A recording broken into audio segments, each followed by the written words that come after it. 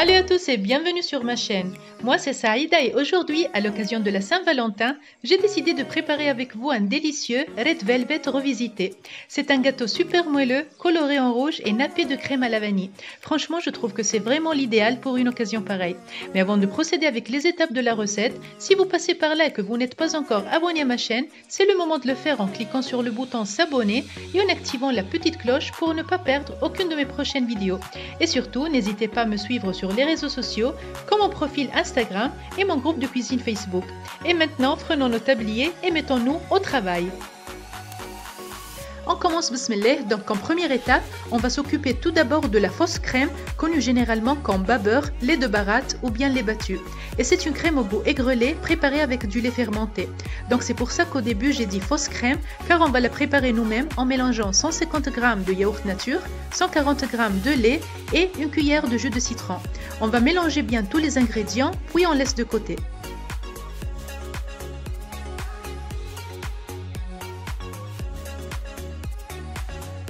Allons maintenant préparer la génoise. Donc pour la génoise, on aura besoin de 3 œufs moyens et dans ce cas, si vous avez des œufs petits, vous pouvez en ajouter un de plus. On va casser tous les œufs dans un bol, puis on va bien mélanger à l'aide d'un mixeur ou bien d'un fouet.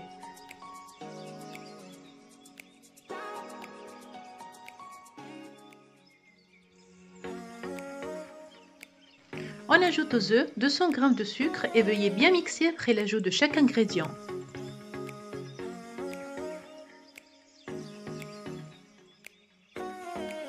Après avoir bien mixé le tout, c'est le moment d'ajouter aussi 100 ml d'huile végétale.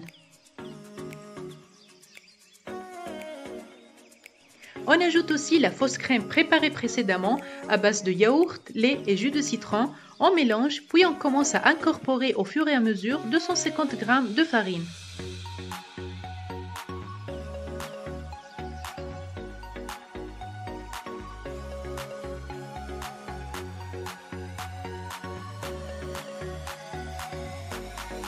Quand on a mis toute la farine et qu'on a bien mixé le tout, on continue par ajouter une cuillère à soupe de cacao amer pour lui donner une petite touche chocolatée. On mélange bien comme d'habitude et on continue par verser une petite cuillère d'arôme à la vanille et le colorant rouge. Dans ce cas, c'est à vous de choisir entre le colorant en gel ou bien le colorant en poudre. Moi, j'ai utilisé celui en poudre et j'ai mis une cuillère à café bien pleine, puis j'ai mixé encore une fois tous les ingrédients. Et vous allez remarquer que mon mélange commencera à se transformer en un mélange bien homogène d'une couleur rouge vif.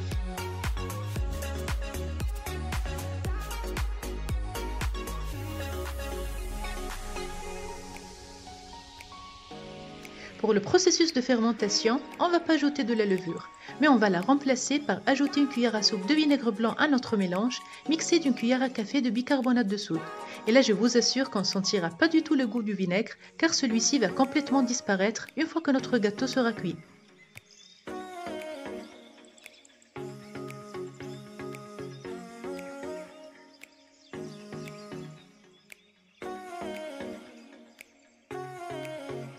Lorsque le mélange est prêt, on doit le verser dans notre moule recouvert déjà du papier sulfurisé et on fait bien attention de bien niveler le tout. Puis on fait cuire pour environ 25 minutes à 180 degrés.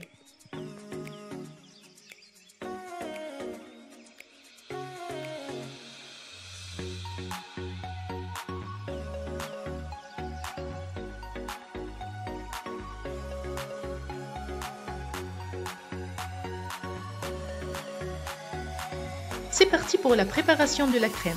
Dans un moule, on verse 200 g de fromage à tartiner qui peut être tranquillement remplacé par du mascarpone, puis on y ajoute 500 ml de crème chantilly et si vous le souhaitez, vous pouvez également utiliser la chantilly déjà sucrée. Ou bien comme dans mon cas, vous pouvez ajouter par la suite 2 cuillères à soupe de sucre et mélanger le tout à l'aide d'un mixeur.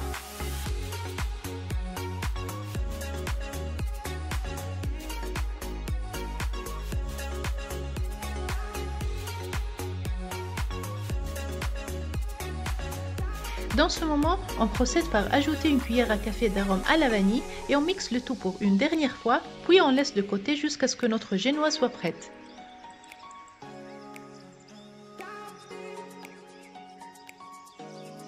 Après environ une demi-heure, quand vous voyez notre génoise est prête, on prend du papier sulfurisé qu'on place juste au-dessus de notre gâteau, on inverse et on laisse refroidir pendant quelques minutes.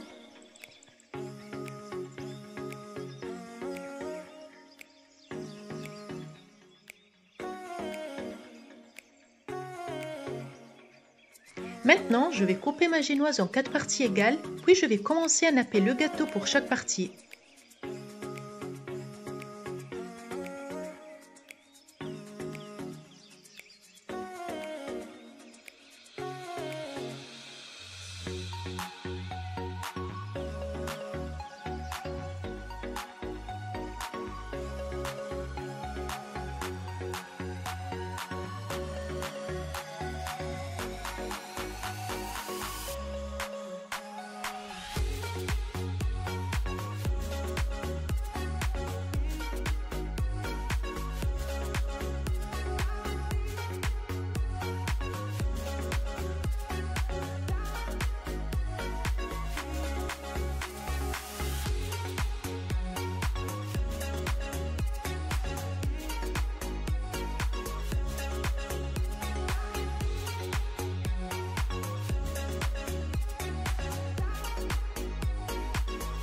Quand vous aurez constaté, j'ai dû bien niveler ma crème et j'ai aussi bien coupé les bords afin d'avoir un gâteau uniforme de tous les côtés. Et là, avec ce qui me reste des bords coupés, je vais les utiliser pour la décoration de mon gâteau.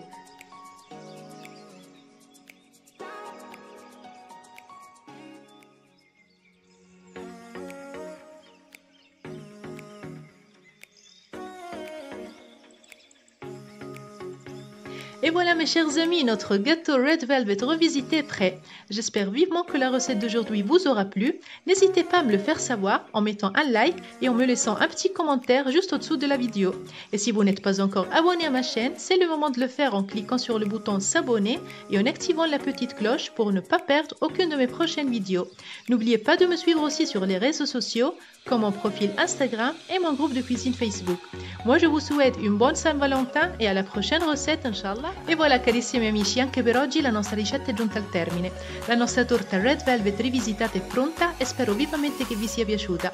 Non esitate a farmelo sapere lasciandomi un commento ed un like sotto il video. E se non siete ancora iscritti al mio canale è il momento di farlo cliccando sul pulsante iscriviti ed attivando la campanella per non perdere nessuno dei miei prossimi video. Non dimenticatevi inoltre di seguirmi anche sui social come il mio profilo Instagram ed il mio gruppo di cucina Facebook.